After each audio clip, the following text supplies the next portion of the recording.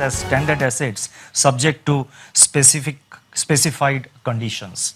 In the light of past experience with regard to use of regulatory forbearance, necessary safeguards have been incorporated, including prudent entry norms, clearly defined boundary conditions, specific binding covenants, independent validation, and strict post-implementation performance monitoring.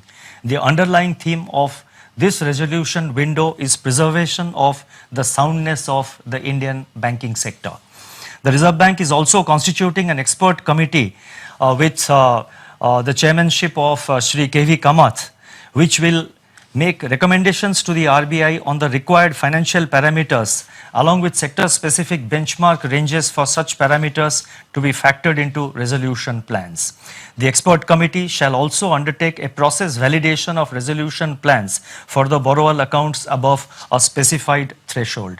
The details of the resolution framework is spelled out in Part B of the MPC resolution and in the relevant circular, both of which will be issued immediately after this press statement.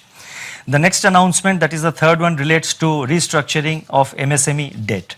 A restructuring framework for MSMEs that were in default but standard as on January 1st, 2020 is already in place. The scheme has provided relief to large number of MSMEs. With COVID-19 continuing to disrupt normal functioning and cash flows, the stress in the MSME sector has got accentuated, warranting further support. Accordingly, it has been decided that stressed MSME borrowers will be made eligible for restructuring their debt under the existing framework, provided their accounts with the concerned lender were classified as standard as on March 1st, 2020. This restructuring will have to be implemented by 31st March 2021. The fourth announcement relates to advances against gold ornaments and jewelry.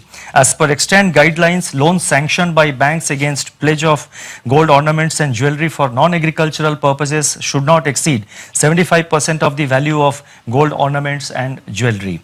With a view to mitigating the impact of COVID-19 on households, it has been decided to increase the permissible loan to value, what they call LTV ratio, for such loans to 90%. This relaxation shall be available till 31st March 2021.